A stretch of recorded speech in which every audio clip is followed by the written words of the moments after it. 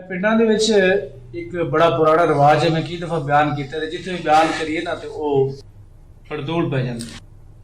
ਪਿੰਡਾਂ 'ਚ ਇਸ ਲਈ ਇਹ ਮਹੀਨੇ ਆਉਂਦੇ ਨਾ ਗੰਦਮ ਕਮ ਹੋ ਜਾਂਦੀ, ਲੋਕਾਂ ਨੇ ਕੰਮ ਸੰਭਾਲੇ।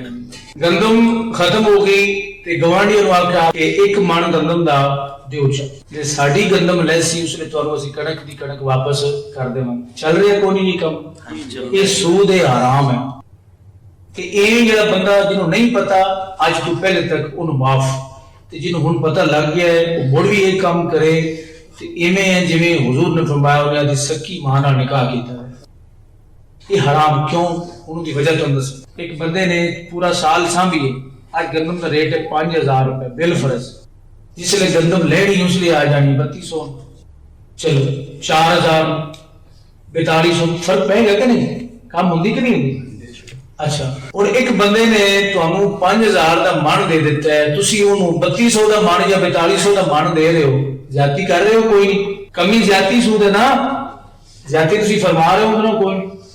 ਇਵੇਂ ਆਟੇ ਵਾਲਾ ਮਸਲਾ ਹੈ, एक बुढ़ी कोला आटा दे साढ़ा पीस से दस, जिसले आटा लिया उसने रेट हो रहे, बड़े रेट हो रहे। ये सूद है, ऐसा नहीं करना चाहिए। करना की शरीयत ने इजाजत दी कि अगर तुहाडे कोल गंदम होगी, किसी बंदे कोल गंदम पई है, तुसी उनको कहो मियां मैनू एक मण गंदम दा दे चा ते इन दे पैसे दस के दिन वो आसी 5000 रेट चलदा। जिले साडी गंदम लखी ऐसी आधी गंदम बेचते तेन 5000 रुपया दे दे। समझ आ गई इसमें? गंदम की गंदम वापस नहीं करनी, गंदम का की वापस करना है? पैसे वापस करने, जिस जिनस तब्दील करनी। अगर गंदम की गंदम दोगे सूद बन जासी, इसको बचाया करो। गल आवाम ने छोटी जी है लेकिन शरीयत बहुत बड़ी है।